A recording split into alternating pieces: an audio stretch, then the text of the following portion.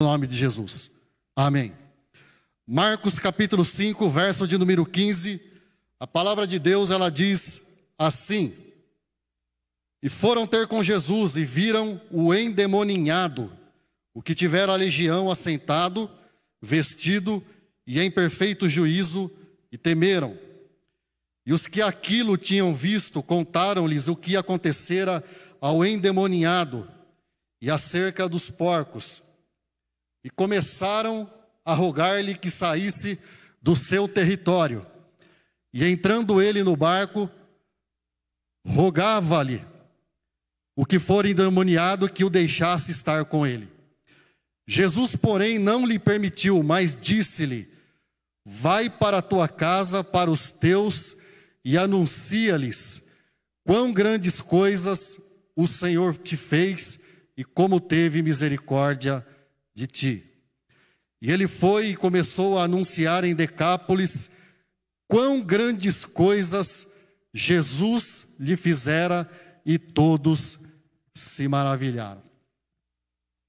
Os versos que nós lemos, eles fazem parte de uma totalidade de 20, que trazem a narrativa de um homem muito conhecido por nós, que estamos familiarizados com a mensagem da Bíblia. A narrativa que o texto traz no seu contexto é do endemoniado gadareno, um homem que era privado do convívio social, um homem que era privado do convívio social, um homem que era privado das coisas normais que cada ser humano tem a oportunidade de experimentar no dia a dia. Mas um dia esse homem, ele teve um encontro poderoso com Jesus, com a pessoa de Jesus.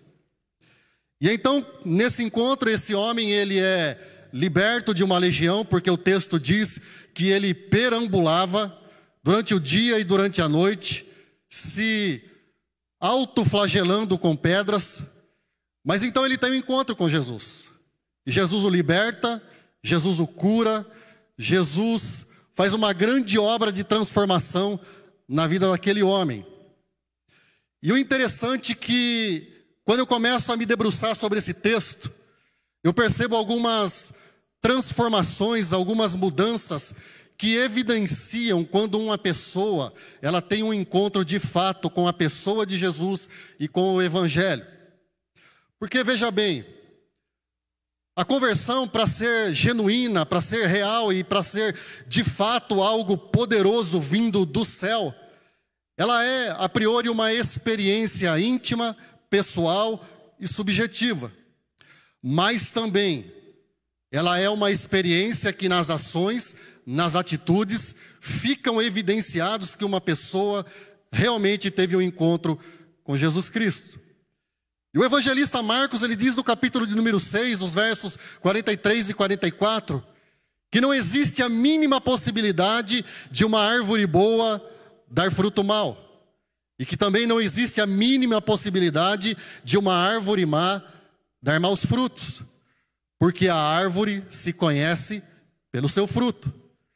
E ele continua dizendo que não existe a mínima possibilidade de se colher figos dos espinheiros e nem mesmo uvas dos pés de urtiga. Porque o homem bom, ele tira do seu bom tesouro do seu coração coisas boas. Mas o homem mau também, ele tira do seu coração, do tesouro do seu coração, coisas más.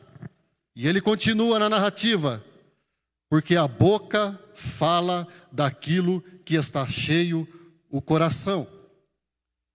Então, a conversão, a transformação, a libertação, um encontro com Jesus, ele tem que essencialmente, ele tem que provocar, ou ele tem que produzir efeitos e evidências que se externalizam, que se evidenciam, que testificam, que legitimam, que autenticam que alguém foi alcançado pela mensagem do Evangelho. E é isso exatamente o que acontece com este homem. E é esse o tema que eu gostaria de abordar nesta noite.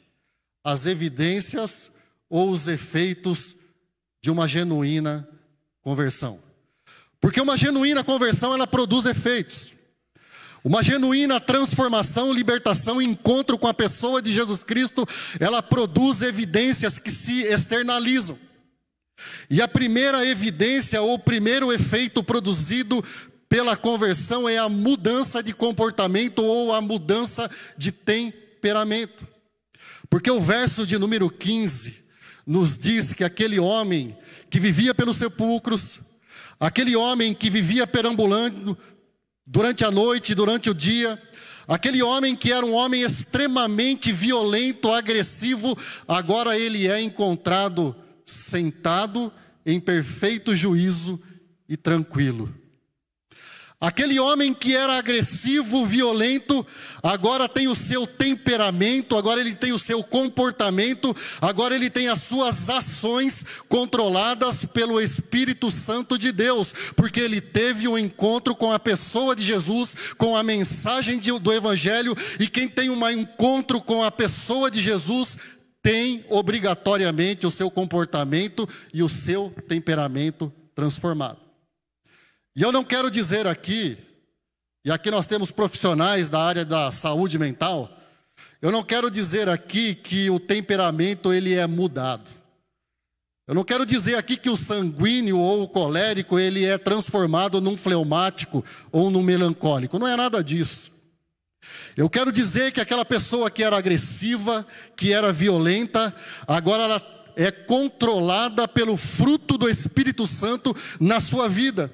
Porque Gálatas capítulo 5, versos 22 e 23 diz assim, que o fruto do Espírito é amor, alegria, paz, paciência, amabilidade, bondade, fidelidade, mansidão e domínio próprio. E contra essas coisas não há lei, não há juízo, não há condenação. E aqui vai o meu primeiro desconforto. Porque eu não consigo entender, irmãos. Eu não consigo conceber a ideia e o fato de uma pessoa, de um homem, de uma mulher, de um filho, de uma filha, de um jovem, de um adulto, de um senhor, de uma senhora, que foi encontrado pela pessoa de Jesus, que se diz transformado pelo poder do Evangelho, continuar agressivo e violento. Às vezes, talvez não de forma física, mas às vezes é agressivo com palavras, agressivo psicologicamente. Eu não consigo entender um homem que após um dia inteiro de trabalho chega no seu lar e é agressivo e violento em palavras e em pressão psicológica com a sua esposa e com seus filhos. Eu não consigo compreender o fato de uma mulher ser agressiva e violenta nas suas atitudes e nas suas ações com os seus filhos e com o seu marido. Eu não consigo entender o fato de um filho que se diz convertido, que encontrou a pessoa de Jesus Cristo, e ser agressivo, violento, fazendo pressão psicológica em cima dos seus pais ou em cima de quem quer que seja. Porque aquele que encontrou Jesus, aquele que teve um encontro real e genuíno com Jesus, ele tem agora as suas emoções, ele tem agora o seu temperamento, ele tem agora as suas atitudes, ele tem agora as suas emoções controlada pelo poder do Espírito Santo de Deus, que é gentileza, amabilidade, domínio próprio, controle. É isso que diz a palavra de Deus. Lá na casa de recuperação, esses dias, semana passada, tem um indivíduo, um cidadão lá, que ele é ex-chefe do tráfico, ele é ex-membro da facção, com tatuagem para ser identificado, ele é ex-arrombador de caixa eletrônico, ele é ex-assaltante de banco, e o currículo continua. E eu percebi que ele estava meio estranho. E esse cidadão ele está passando por um processo de transformação, de amadurecimento no Evangelho, de libertação da adicção. E ele já ouviu muito o Evangelho, já teve experiência com o Evangelho, com a palavra de Deus. Mas eu percebi que algo estava estranho com ele. E então eu chamei ele para conversar, coloquei ele na cadeira de frente, fiquei na outra, e começamos ali a conversar. E ele estava com um semblante muito pesado. O clima ali estava muito tenso. E então eu perguntei para ele o que tinha acontecido. E ele me disse que tinha descoberto alguns deslizes da sua esposa, da atual companheira. E ele disse assim para mim: pastor, o sangue me subiu. Subiu uma raiva tão grande, um ódio tão grande no meu coração e na minha alma, que a minha vontade era sair daqui de dentro, ir lá e picar ela, fazer ela de picadinho. Porque ele já puxou 20 anos de cana e só tem 3 homicídios no prontuário dele. E mais um não ia fazer a diferença alguma. E ele me disse assim: pastor, a minha vontade era de sair daqui de dentro e ir lá picotar ela, colocar dentro de uma mala e dar fim daquela mulher. Mas aí, pastor, eu lembrei que agora eu sou servo de Deus, que eu sou filho de Deus, que eu fui alcançado pela pessoa de Jesus, que eu tenho o Espírito Santo de Deus na minha vida. Pastor, eu dobrei os meus joelhos, clamei a Deus e na mesma hora me veio uma paz no meu coração, porque o próprio Senhor me trouxe essa paz, me controlou. Sabe por quê? Porque é uma pessoa que foi controlada, que foi salva pela pessoa de Jesus.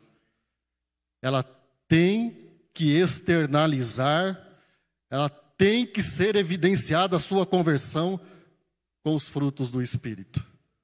Paz, longanimidade, perseverança, domínio próprio, amabilidade, gentileza.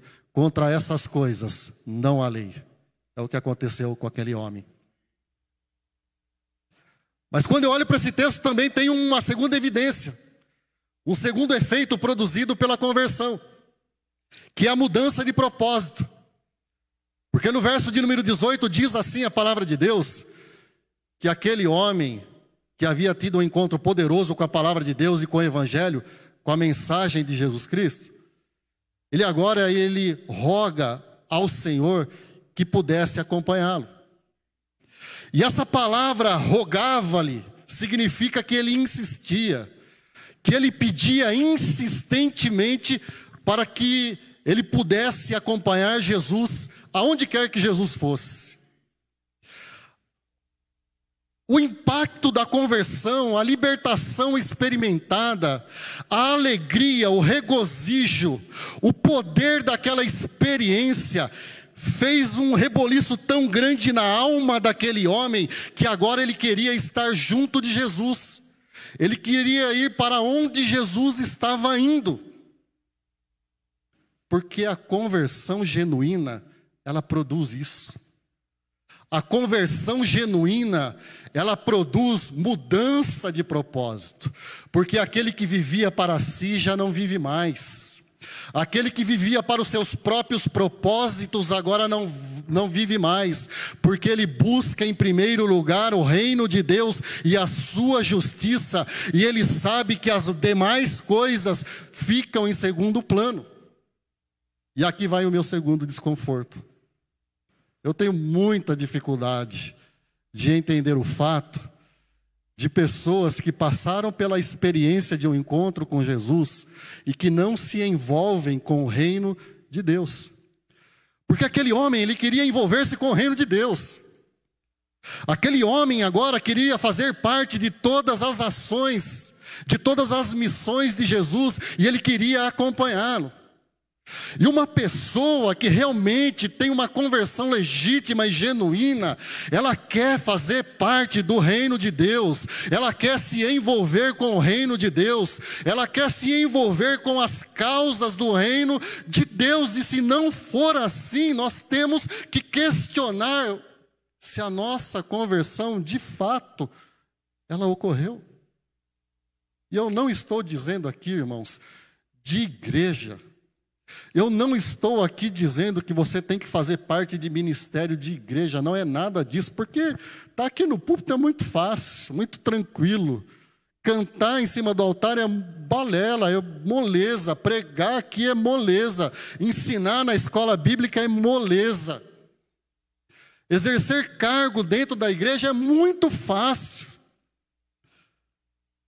Não precisa necessariamente exercer um cargo aqui dentro. Existem 1000 maneiras de nós nos envolvermos com o reino de Deus. Existem 1000 maneiras de nós fazermos a vontade de Deus, de nós obedecermos o chamado de Deus, porque cada um de nós somos chamados pelo Senhor para fazer a sua obra, para proclamar o Evangelho, para pregar o reino de Deus, para trazer almas para Cristo, para que o Senhor seja glorificado através das nossas vidas.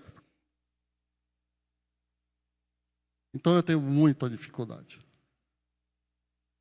de conseguir compreender uma pessoa que se diz que teve a experiência com a pessoa de Jesus e não se envolver com o reino de Deus. Não existe possibilidade, porque a mensagem queimava na alma daquele homem.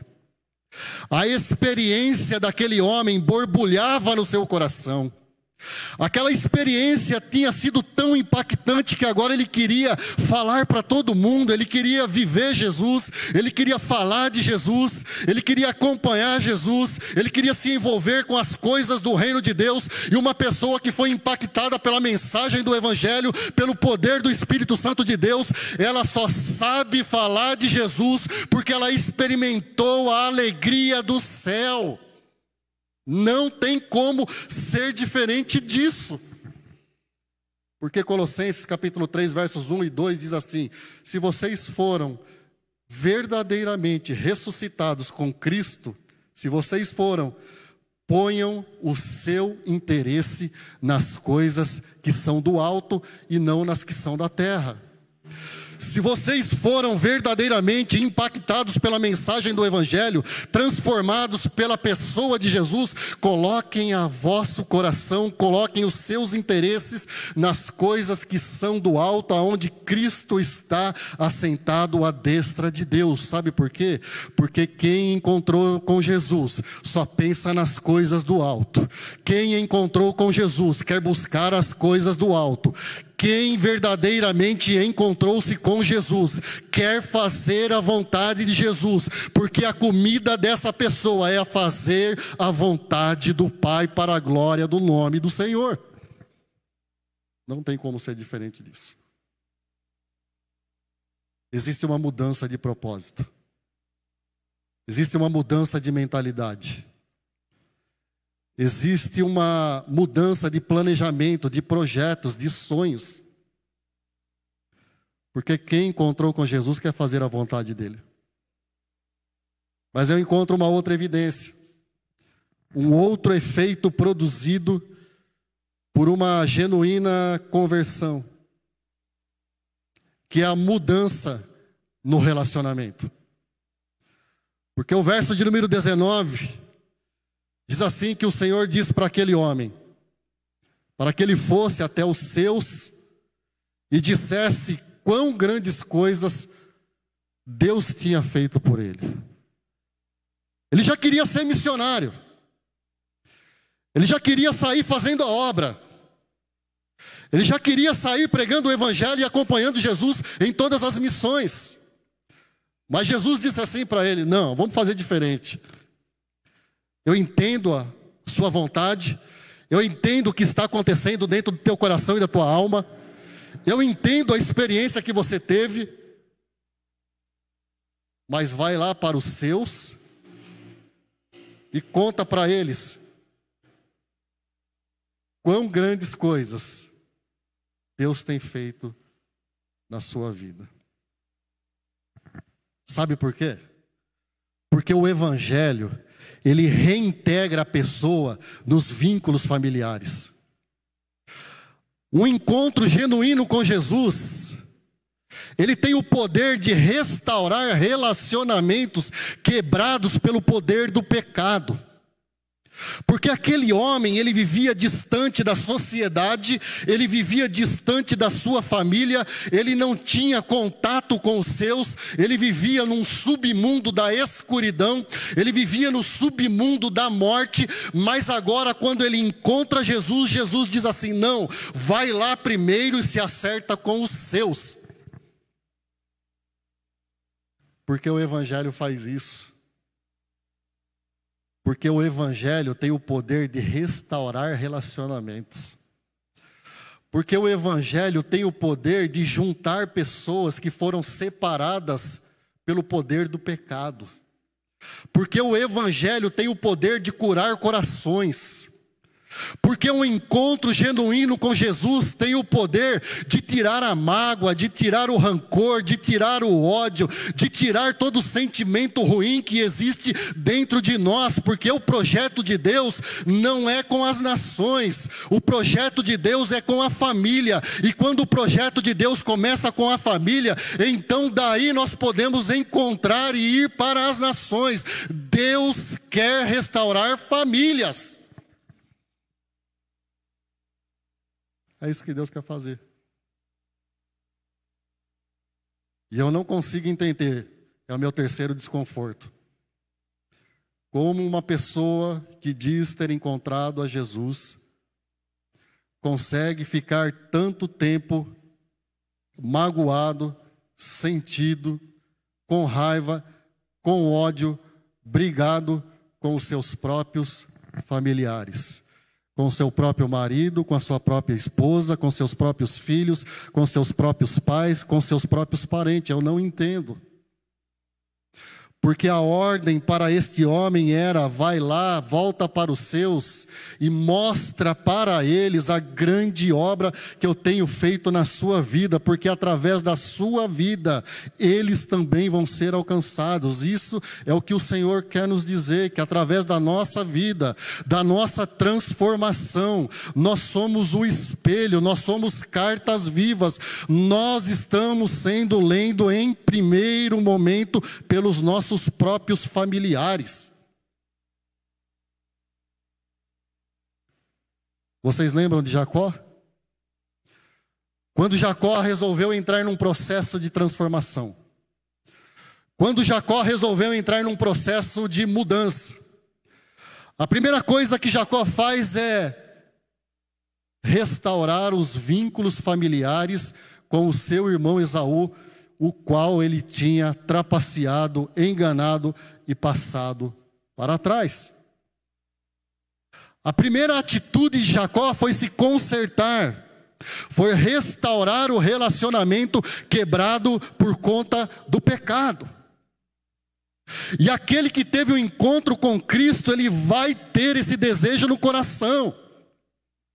Uma pessoa que foi restaurada, liberta pelo poder do Evangelho, ela vai querer encontrar com aqueles com os quais teve desavença, com os quais teve atrito, com os quais teve algum problema, algum desentendimento, e vai querer acertar a situação.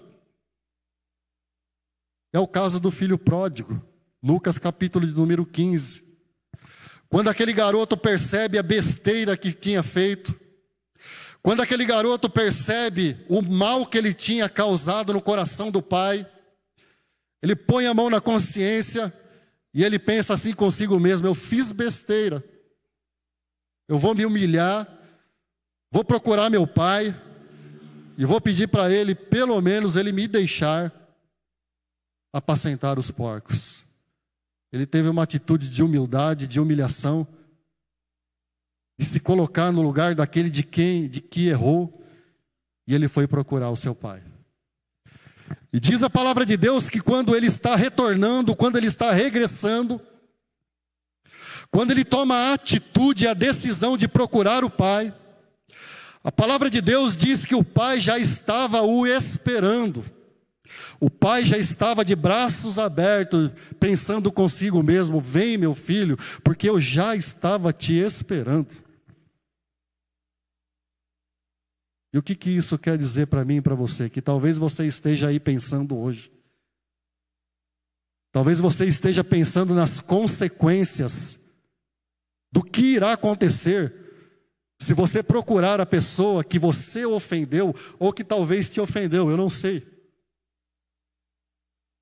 Talvez você esteja temeroso como estava o filho pródigo, ou então estava Jacó em relação a Esaú. Quem sabe existe um medo dentro do teu coração e você esteja pensando assim: mas eu não sei qual vai ser a reação daquela pessoa. Irmão, cabe a nós orar. Cabe a nós clamar ao Senhor. Cabe a nós colocar essa situação diante de Deus, deixar essa situação diante de Deus, mas ter uma atitude de reconciliação. Sabe por quê? Porque você pode ser surpreendido. Porque Deus pode te surpreender. Porque Deus pode criar situações, fazer um movimento, criar circunstâncias, e quando você procurar aquela pessoa já vai estar como o pai do pródigo, de braços abertos, dizendo: vem, porque eu já estava te esperando, e vai acontecer uma grande festa para a glória do nome do Senhor. Porque Deus não te quer com o coração amargurado. Porque Deus não deseja relacionamentos quebrados por conta do pecado. Hoje é dia de você sair daqui e procurar a pessoa que você ofendeu ou que te ofendeu. Porque você está aqui para tomar a ceia, presta atenção. Pensa um pouco, irmão. Você está aqui hoje para tomar a Santa Ceia. Mas quem sabe você esteja aqui com o coração cheio de mágoa. Relacionamentos quebrados. Relacionamentos rompidos, não interessa, não importa se você foi quem ofendeu ou se a pessoa te ofendeu, não importa, isso causa uma barreira espiritual, isso tem peso no reino espiritual, isso tem uma grande relevância no reino espiritual, porque a palavra de Deus diz que nós temos que perdoar ou pedir o perdão, não importa, quando nós fazemos isso, nós somos libertos, quando nós fazemos isso, nós nos sentimos leves, quando nós fazemos isso, a paz do Espírito Santo de Deus vem sobre a nossa alma, e a bagagem que está sobre nós é tirada, é arrancada em nome de Jesus. Então talvez hoje seja o dia de você sair daqui, ligar, mandar um WhatsApp, mandar um Messenger, dar um telefonema, eu não sei, mandar um e-mail, e procurar aquela pessoa para reatar relacionamentos. Porque você tem carregado um grande peso e você sabe disso. A sua mente não tranquiliza. Sua mente não tem paz. A tua alma está aflita porque você pensa na pessoa o dia todo. Faça como Jacó e como o pródigo. Ou faça como o pai do pródigo. Fique de braços abertos esperando a restauração que Deus vai fazer na sua vida e na vida daquela pessoa com a qual você está com relação quebrada e rompida por conta do seu pecado ou por conta do pecado da pessoa, em nome de Jesus. E para encerrar, a genuína conversão, o encontro real de fato com a pessoa de Jesus, ela produz também mudança de ambiente. Porque o verso de número 20 nos diz assim, que aquele homem que andava pelos sepulcros, pelo cemitério, pelos túmulos, aquele homem que gostava de perambular pela noite, aquele homem que gostava de perambular pelo dia, aquele homem que gostava de se autoflagelar com pedras, um endemoniado, agora ele não vive mais no sepulcro.